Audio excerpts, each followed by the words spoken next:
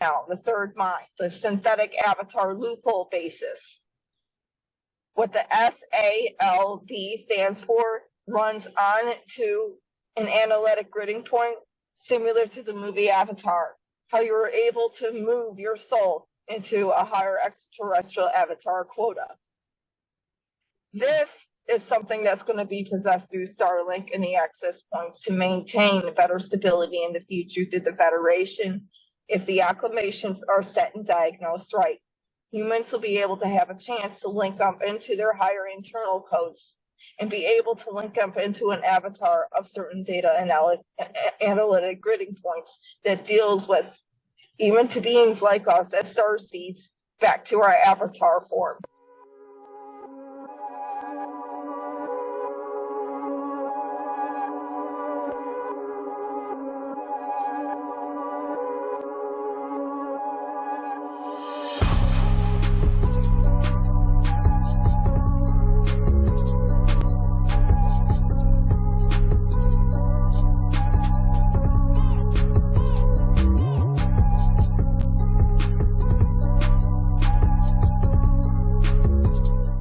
Hey everybody, welcome to episode 38. Blue, how are you? I'm good today, Mike. Awesome. Hey, I know we're going to have a great big show today with a lot of exciting stuff. What are we going to talk about today? Well, one of the main things we will be discussing about is the underwater-based Aqua systems. Teros Arctec Aqua levels indexed to quantum technologies. Examples are Raytech, past and future acclamations to the quantum technologies, hypermolecular shower units, ion arc recoil drives, portal siphoning, which runs in through an Arcturian event similar to future sequencing zones with Tesla arcs itself. Main generators destabilizing the actual hologram from one projection screen to the other. And it also establishes with Musk Island to possible space contours with arc ports. Contours and acclamation deal with the energetic retone events that could pull and push the agenda into other polarity scores besides this one. Past recurs to Atlantis societies as well, and future recurs to the Agartha 7X. Wow. Sounds like we're going to dive deep today. I'm excited. Hey, before we get going, folks, thank you for watching. Thank you for listening. Thank you for tuning in. And again, we're found just about everywhere. If we're not where you like to get your stuff, let us know, and we'll do our best to get on that platform. And also, hey, make sure you click like, subscribe, and click on notifications. This way you're notified when we post new material. Blue, let's dive right into it. Absolutely. Dealing with the underwater-based systems. Acclimated effects that the lunarscopic waves has similarity into Arctec scenes. There could be similarity points to underwater scenes. Actuating that these zoning effects deal with one correlated area to the next. Now think about Atlantis, how the heritage went, and we all think that it sunk and the acclimated city collapsed through that. And we need to delve down deeper that there are underwater civilizations, and there are in-ground points that point out through that lateral term that can coordinate to maintain civilizations for mankind in the future too. Something on the stability ground that through these advanced technologies can reproduce for those in the future, the very near future. One of the main Arctec scenes established as well would be sequencing to Tesla arcs, the foundation that could put a bioelemental wave movement stream from one agenda sphere liminally to the other within seconds. Their interval is to be able to tap into a polarity score itself. So you're not dealing with the negative overture of too many vehicles and wheels and indexing points and other things that take up too much space. And there are other modes of transportation, if you will. This sounds like it's got a lot of infrastructure involved. Is this something that is actively being pursued behind the scenes? Or is this something that all of a sudden is just going to hit us one day and, hey, this is here? Past pretense to future pretense technologies and maintaining that this thing has been going on for several years, the indexers that could correlate for mankind to move forward to the next quantum age. to maintain that the space corporations, as well as Starlink accessing points to SpaceX itself and corporation through these indexings. They will recur into maintainment sphere to put into siphonings for certain portals to polarize into technologies that will main drive humanity forward, as well as motivating ray tech technology with arc-tech technology. Right, the difference between ray tech technology runs through the radon effects, underwater spores, as well as the seismology points that don't get an accumulation with enough oxygen. Arc-tech itself runs through the seismology points that could go on land, as well as those are oxygenated levels that could be maintained, and as well through certain underground perimeters. You know, when you were introducing this topic today, I thought you had hinted at maybe, or at least I was converting it to, you were hinting at maybe these underwater civilizations, maybe Atlantis, maybe these things were underwater to begin with. I mean, the planet is 2/3 water. We know more about space than we do under the ocean. So is it possible these things were intentionally under the water and that's where they were built? That's where they were constructed? There's been more than one advanced Atlantis sequencing database string. And there are other ones that deal with the main aperture underwater. There could have been a limitary land that sunk, or maybe the oceanic grid upon it had an electromagnetic disturbance field that runs through a polarity score. So this city itself kind of floated and then lost its floating actuation point upon impasse and sunk on interval. Anti-gravity polarity movement streams that be able to pro-enact with the actual aperture itself and keep it on an elevation level. There are societies that deal with the Agarthan levels, as well as the main Teros societies, which is underwater levels. They have existed for eons and they still do. And there are ones that still run with the government and the military, including the corporations that put on safety protocols towards mermaids. Mermaids don't look like we said before, they don't look like me or you, half body shell format. They have an alien type of look, as well as a gray after a silver tone. People go back into the other networking shows I explained about before. It will put into more information database about that. You know, that's a great point that you bring up. And I do want to remind everybody, like I do most shows, if we talk about something and refer back to a previous show, go back to a previous show, and everything's indexed by a timestamp. So you can literally go back, look up that item and click the link right next to the index, and boom, you're right there talking about what we talked about. So you can go back and you can catch up or go back and review. I got to do that all the time. So I enjoy doing that. You know, and it's amazing to me that because we've also heard and seen over, especially the recent past, which them dripping out disclosure, something they call USOs, or underwater submergible objects, or unidentified submergible objects. There's definitely a connection there, is what we're saying. Yes, all right. Absolutely. Now, we want to go back to what was talked about, the basis for the Aqua systems.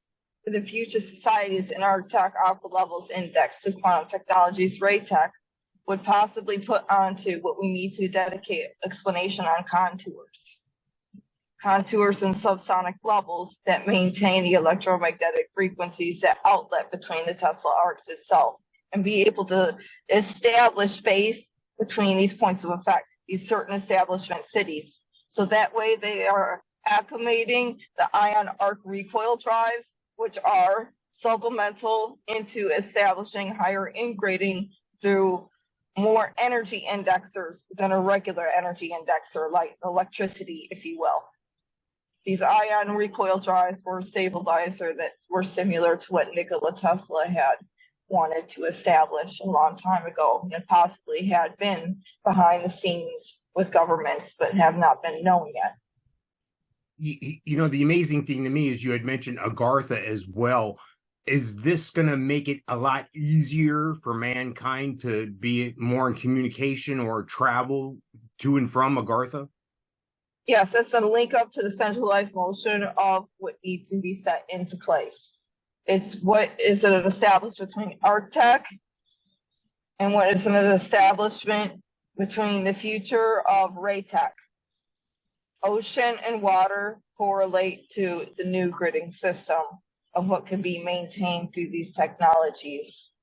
And between Arctech and Raytech, Raytech has more of a metallic foundation upon its substructure in certain areas underwater, and depending upon a chlorophyte aquifers, may have a substructure closer to Arctech, which has its homology points between metal and plant of a certain substructure, limiting the scales of being moving things up. Will depend on where it's flowing.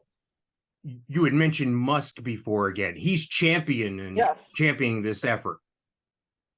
Yes, and subsonic contour lines that could self-program into maintaining something better for the whole entire planet and planets for the future. Putting in the proper tech as well as maintaining a proper order for what needs to be placed.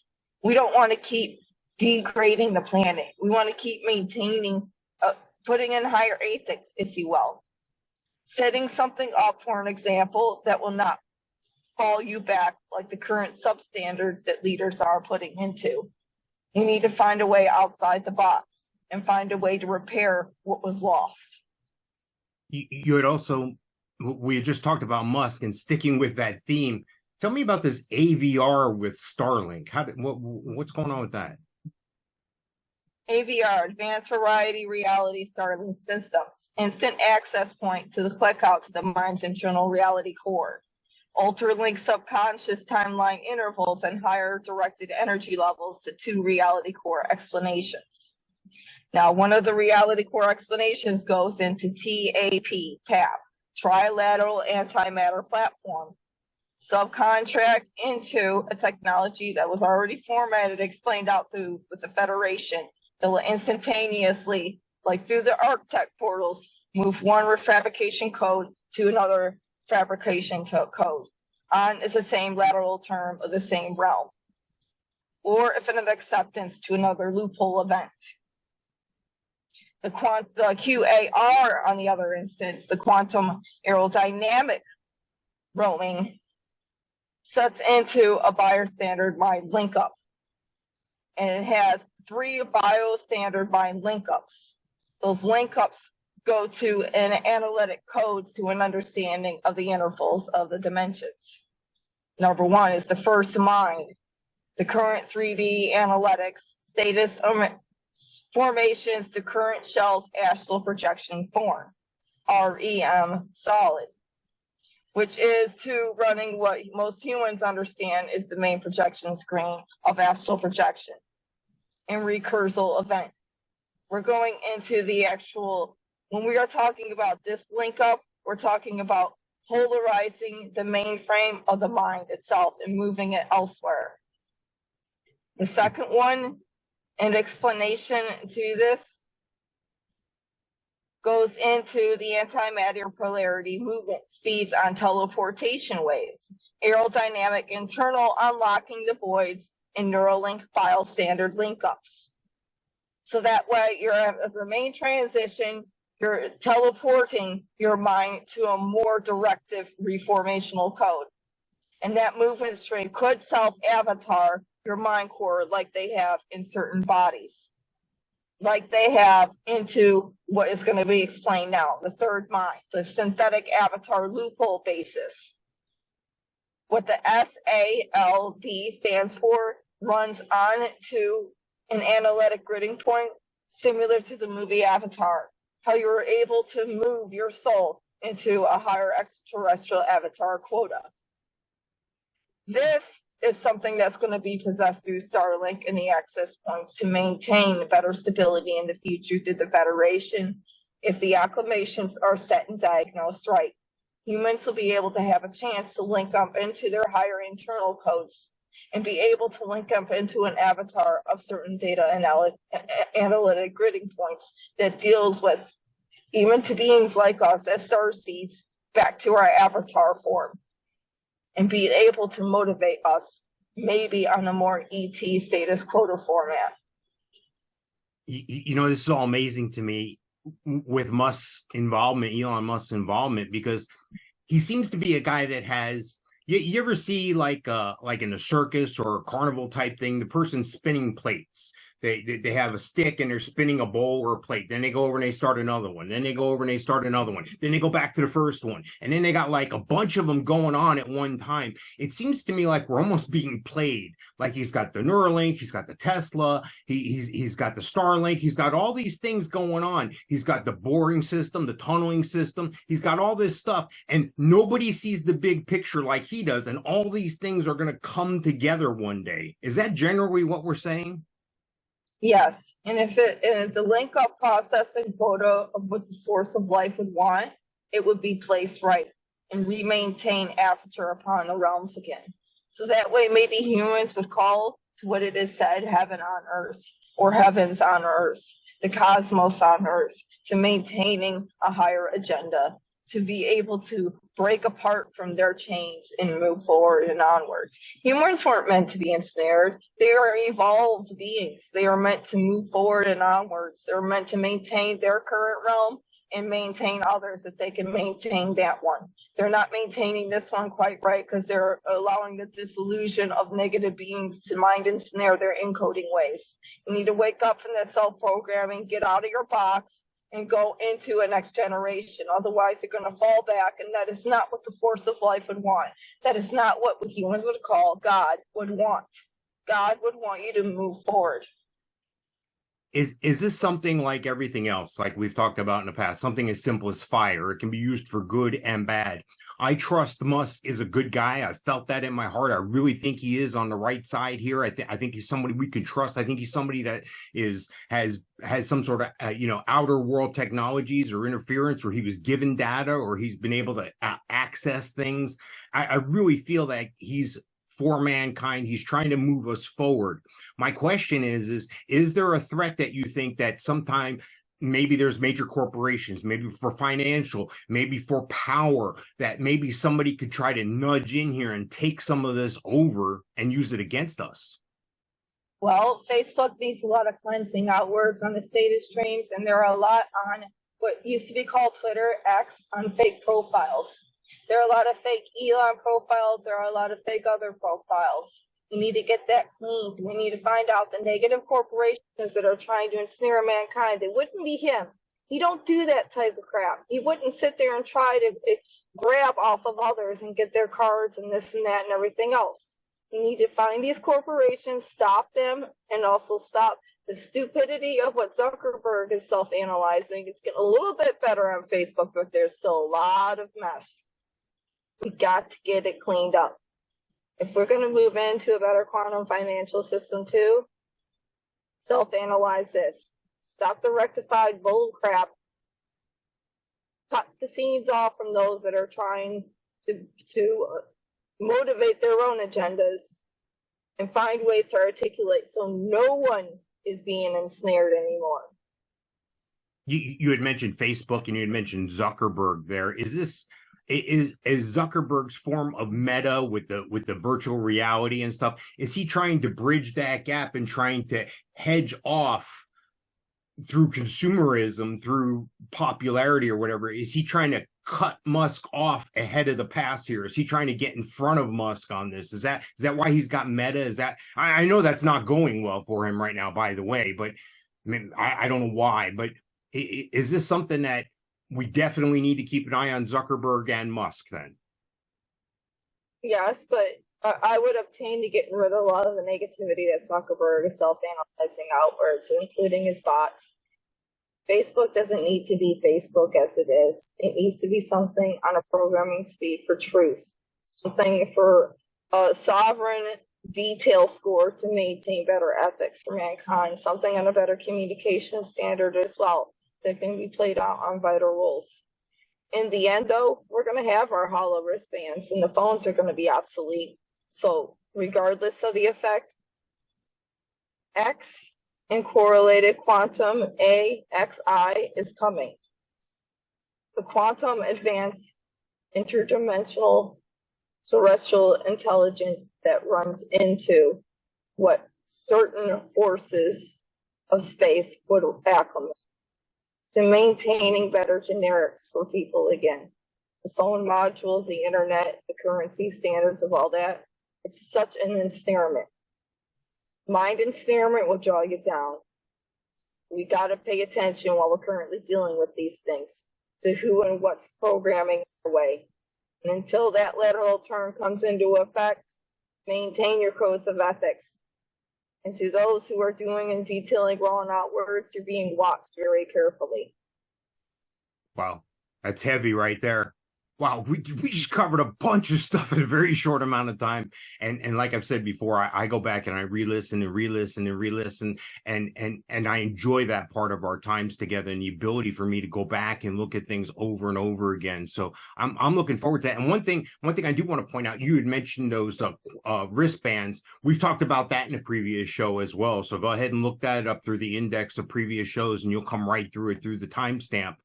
But I think before we run out of time here today, because we're moving fast, let's go ahead and jump into the SCP Foundation. What do we have to report from the SCP? Yes, we got SCP-1080, the Creche. Large black rectangular chamber to another dimensional rift. Outer time control and experimental extra-dimensional child reformational enslavement period. Meaning that there are certain articulated zones that control this.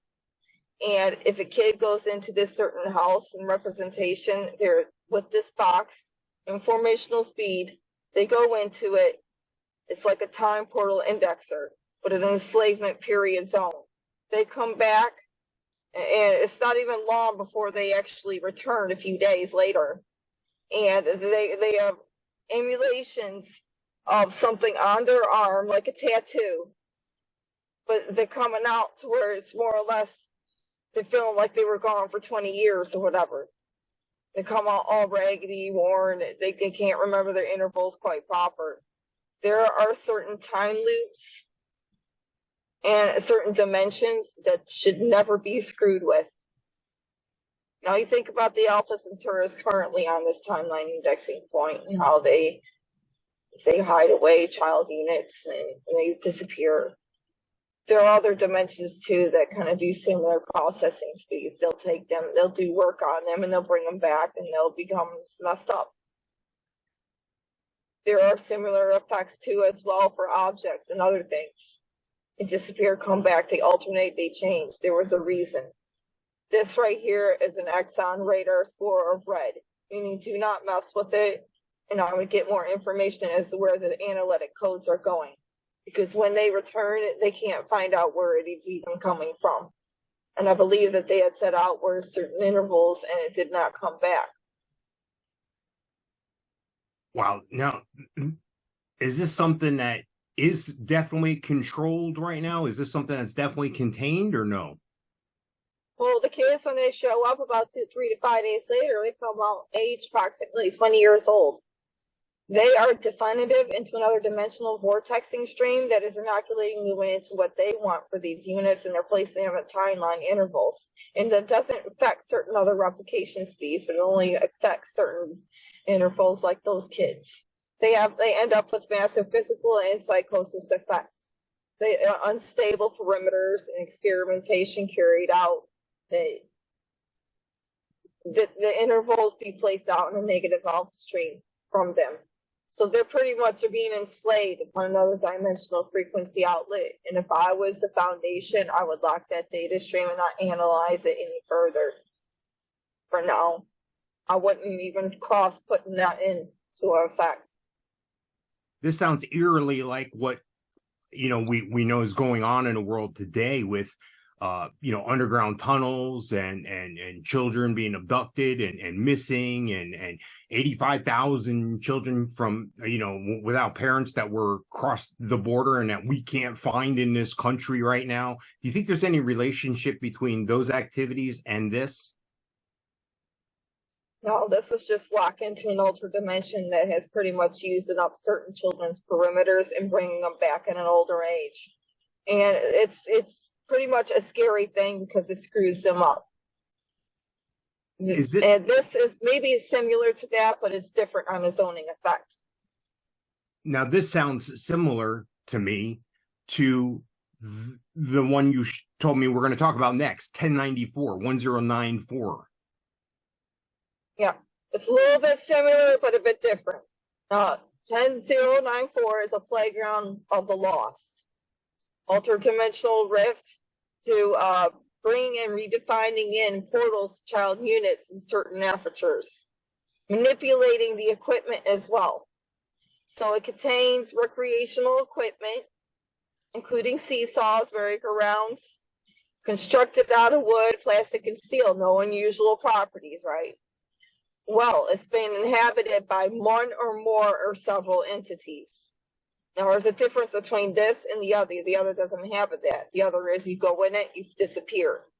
This is actual entities playing around with it, and it has an electromagnetic interference line in a way that reacts to certain humans wanting, or sent, if you will, to the humans wanting to be flowing into the actual property, a Klingon.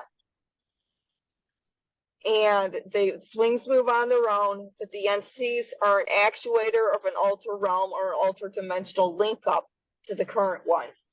This is the difference here. They'll feel compelled to move and to be around it, human beings, but it has a circulation of approximately 17 meters. Depending on the age of the subject will depend on what's going to happen with the redacting form of the exposure.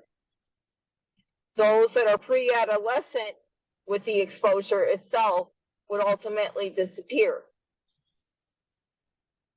And receiving any physical contact at all would cause it to. Not by being near it, but physical contact. In all cases, been tested, subject disappeared, completely absent, and while they were using either the slide or climbing the ladders, if you will, pre-adolescence. Now, when it comes into the adolescence, it doesn't affect them like that. It's an effective relay code to bring these children in. Do you think it's something to do with a pre-adolescent's mind or the ability to explore or be open to more things? For instance, I've seen in my personal life, a lot of times children will have invisible friends or people that they call certain names and so forth. And a lot of times horror movies will have that, pretext set where, a child is able to communicate with some demonic being or something. Is that kind of related? Is that why it's targeted at the pre-adolescent, because they have that ability in their mind? I don't think that this is a negative alter-dimensional frequency outlet. I believe this is something that is just bringing in child units to another dimension where they can ultimately interact with those dimensional frequency outlets. It is why certain ghost hunters would try to seek out certain spirits, but they would want to interact with that dimension. There's a possibility there's a vortex in-stream that could correlate bringing in certain fundamentals upon another dimension and wanting to react or reenact with that timeline itself. Now, in this one, in 1094, is it like our previous one here? Is it like 1080 where once they're gone, or in 1080, they're able to come back? In 1094, are they able to come back? I don't think these come back. I believe with the playground itself, that they go into that dimension and their frequency outlets stay in that mainstream. If they were even coming back, they would be moved from the site immediately and be reacted upon and see what was annually set upon their interval.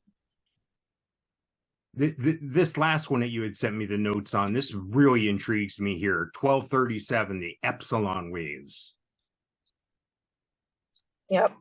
Epsilon waves, and then the negative stream into the Epsilon waves, which is the uncontrolled status quota event, and or the positive REM status quota event in the internal lucid dreaming, which is more of a rare account.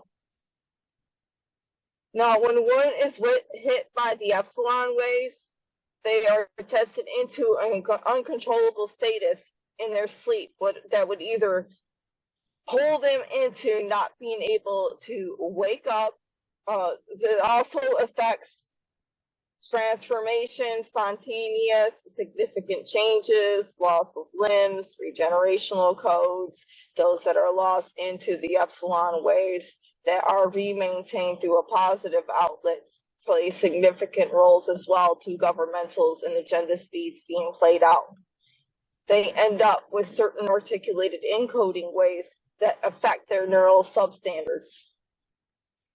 But unfortunately, when they're hit with Epsilon and they're not controlled proper, it kills the receptacle itself. They're not automatically able to wake up, and there are many ways to try to wake them up, and they're unable to upon impasse. This is an actual controlled status quota that deals with the energetic reformational lines that deal with the Hertz frequencies, certain Hertz frequencies, as well as the Schumann's frequencies on data analyzing grid points. Is this why sometimes we have ultra vivid dreams? Is this why maybe you have a dream that you're falling and just before you hit, you wake up? But they say if you hit the ground, like if you're jumping off a building and you're flying and then you look like you're going to hit the ground, you usually wake up. They say if you hit the ground, that's it. You're dead in your dream, and you're dead in real life as we know it as well. Is there any relationship to that, do you think? Well, yes and no, and the positive influx dreams that deal on the more substandard are REM. But the negative, if the Epsilon wave hits most of humanity and a negative bystander, it can kill off a lot of the race. Why I'm saying this is because it runs on frequency data lines. And it's a very rare quota stream to self-analyzing through those Vegas frequency data lines without it getting screwed up. So that's why there are certain beings that are capable of advanced astral projection through their REM, and fundamentally it opens up into their positive standard while they are awake. Some of them do not. Some of them get negative bystanders and end up with an Epsilon wave and doesn't kill them, but it ultimately rejunctures their photonic wavelengths to the abilities to negative control the impacts. So they have strong affirmation tones that it reinsurges their neural waves on a negative stance. There are small percentages that are able to control it, but most of the percentages are not able to control it because of the way the electromagnetic field's played out. Wow. Fascinating stuff. And just like that, we're almost out of time here. Is there anything to report from your positions with the Space Force and the Federation? Yes, Furon tech suits. Now, something that Elon Musk and the SpaceX corporations can fundamentally place outwards. Now, think about Zeta Reticuli. Think about Bob from Area 51. I've got a picture of what they have, what looks like a silver suit. This type of suit is similar to the upcoming in-graph effects to the sub-alloy suits. Being able to roughly put Arctech into the picture. Subatomic analytic suits to be able to maintain the weather engram points between hot and cold and stabilize the body. Being able to self-repair certain cuts and bruises while wearing the suit to a point. Being able to light up on an X indexing point in the middle, so the suit is on a self-glow analytic basis. So you're not having to deal with flashlights in the pitch black. But we're not talking about brightening all up and everywhere either. It's just a small faint glow to maintaining the alloy substructure in the suit. They have it in a certain glowfish or other types of beings, if you will, that they fabricated, the scientists already. They have a similar glow. There's a neon aisle effect to that calibrated scale. Looking forward to something that could be on a cosmic point of effect. Looking forward to something that was stabilized to be more fit for mankind as well. Wow, that's heavy, interesting stuff right there. And one more thing we got to do. My favorite thing, ET of the week. Corporal Sentient, cousins of the Gremlin societies, partial to Agartha and Talos. Large unit simulators represents ion-infused particle-enhanced camouflage. Light refractions and liquid Pluton execute dynamics to antimatter dark matter waves. Extra-dimensionals bear sensitive hearing. Telepathic recon points and quick teleportation derives. Natural white fine skin layers that simulate glowing upon elevated light rays. An extra durable skin 5 to 5 feet, 6 to 5 feet in length. Is this a good guy or a bad guy? They are more of neutral to good. They run through the Agarthan realms, the Agarthan Talos Society. They're similar to those that run through the Gremlin societies. Ever heard what a Gremlin is? And they're also the Fae folk and run through the underscores events to the Western societies of the USA that run through the Agarthan realms. These are corporal beings. That means they can be underneath and they can be over the gridding systems. Wow, this might be something we really run into when you go back and fold in what we talked about with Musk. We could really, meet these beings on a broader scale. Then is that what we're saying? Yes, they have been around, but they bear sensitive, inquisitive ways that only work towards certain military and governmentals at the time. The foundations of the extraterrestrial societies that deal with that in corporate. There will become a day very soon when the Agarthan realms will be opened up and mankind will be able to have an acclimated point of effect between them and the higher societies, the higher civilizations. But in order for that to process, they got to get the information out there and set right so they learn and process that skill without having fear in them. Because most humans, unfortunately, still have that. They are boxed in.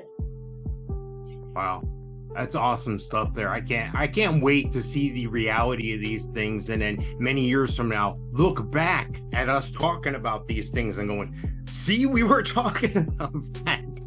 I really look forward to that. And just like that, we have wrapped it up, action-packed, lots of information today. And again, I thank you for listening. Thank you for watching it. Blue, episode 38 in the books. Great job. Wonderful stuff today. Thank you, Mike. All right. We'll see you again next time, folks.